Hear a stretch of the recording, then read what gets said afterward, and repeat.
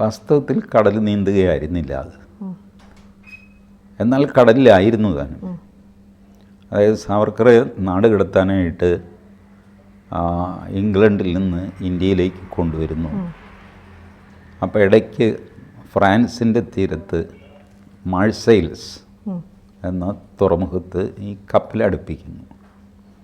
അപ്പോൾ കപ്പലടുപ്പിക്കുമ്പോൾ ഈ അതിൻ്റെ കോൺക്രീറ്റ് ജെട്ടിയും കപ്പലും തമ്മിൽ അകലമുണ്ടാകും, ഒരു 12 അടിയോളം അകലമുണ്ടാകും. അപ്പോൾ സാവർക്കർ ചെയ്തത് കപ്പലിൻ്റെ ടോയ്ലറ്റിനൊന്ന് ഒരു റൗണ്ട് ഹോളുണ്ട്, വെൻറ്റിലേറ്ററുണ്ട്, അത് ഗ്ലാസും പിന്നെ അതിൻ്റെ ഗാസ്കറ്റും ഇട്ട് അടച്ചിരിക്കുകയാണ്. അപ്പോൾ ഈ ഗാസ്കറ്റ് ഊരിയിട്ട് ആ ഗ്ലാസ് ഇളക്കി, ചെറിയ കുറിയ മനുഷ്യനായിരുന്നു സാവർക്കർ, നീളം കുറവ്, മെലിഞ്ഞ്, ബട്ട് നല്ല ആരോഗ്യമുണ്ടായിരുന്നു, ഇന്നർ സ്ട്രെങ്ത് ഭയങ്കരമായിട്ടുണ്ടായിരുന്നു. ആ ഗ്യാപ്പിലൂടെ സാവർക്കർ പുറത്തേക്ക് ചാടി. അപ്പം അതൊരു ചലഞ്ചിങ് ചാട്ടമാണ്. കാരണം 12 അടിയേ ഉള്ളൂ ജെട്ടിയിൽ. ഏകദേശം 30 അടി പൊക്കത്തിലാണ് സാവർക്കർ ഈ സ്റ്റാർട്ട് ചെയ്യുന്ന ആ ഗ്ലാസ് നിൽക്കുന്നത്.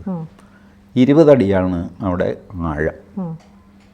അപ്പോൾ സാവർക്കർ നേരെ ജെട്ടിയിലേക്ക്, കോൺക്രീറ്റിലേക്ക് ചാടിക്കഴിഞ്ഞാൽ മരിക്കും. 30 അടി പൊക്കത്തിൽ നിന്ന് ഒരാളെന്ന് വെച്ചാൽ 3-ാം നിലയിൽ നിന്നുള്ള ചാട്ടമാണ്, സർവൈവ് ചെയ്യില്ല. അപ്പോൾ സർവൈവ് ചെയ്യാനായിട്ട് വെള്ളത്തിലേക്ക് ചാടണം. വെള്ളത്തിലേക്ക് ചാടിക്കഴിഞ്ഞാൽ നമ്മൾ എത്ര താഴെ പോകും എന്ന് ഉറപ്പില്ല. 20 അടി ആണ് വെള്ളം. 20 അടി താഴെ വീണ്ടും കല്ലും കോൺക്രീറ്റും കട്ടയും ചെളിയൊക്കെ ആയിട്ട് അതിൽ പോയി തലയിടിച്ചാലും മരിക്കും. തല നേരെ താഴത്തേക്ക് പോവുകയും ചെയ്യും. കാരണം മനുഷ്യൻ്റെ ശരീരത്തിലെ ഏറ്റവും വെയിറ്റുള്ള പോർഷൻ തലയാണ്.